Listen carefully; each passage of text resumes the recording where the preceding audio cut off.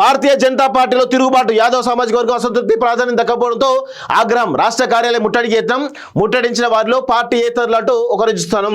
ఆ రెండు జిల్లాలకు ఎవరు? పెండింగ్ లో రంగారెడ్డి, వికారాబాద్ జిల్లాల అధ్యక్షుల ఎంపిక, పోటీ నేపథ్యంలో వాయిదా పడ్డ ప్రక్రియ, ఢిల్లీ స్థాయిలో జోరుగా నేతల సిఫార్సులకు ప్రాధాన్యమా, పార్టీ నియమాల ప్రకారమా, కేంద్ర మంత్రి కిషన్ రెడ్డి ఇలాఖలో రసవత్తర రాజకీయం అంటూ చూస్తా ఉన్నాం. సో బీజేపీలో తిరుగుబాటు, యాదవ సామాజిక వర్గానికి మాకు జిల్లా అధ్యక్షులు ఒకటి కూడా ఇవ్వలేదు. దాంట్లో వాళ్ళు పెద్ద ఎత్తున ఈరోజు పెద్ద ఎత్తున వాళ్ళ అసంతృప్తితో తిరుగుబాటు చేస్తున్నట్టు తెలుస్తూ ఉంది.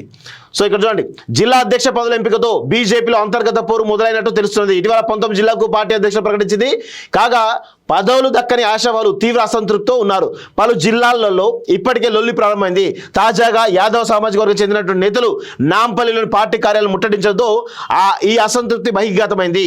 19 జిల్లాల అధ్యక్ష పదవిలో యాదవ్ కమ్యూనిటీ నుంచి అవకాశం కల్పించకపోవడంతో ఆ సామాజిక వర్గం రగిలిపోతున్నట్టు తెలుస్తున్నది. జాతీయ యాదవ్ హక్కుల పోరాట సమితి ఆధ్వర్యంలో బీజేపీ స్టేట్ ఆఫీస్ ముట్టడికి ప్రయత్నించారు.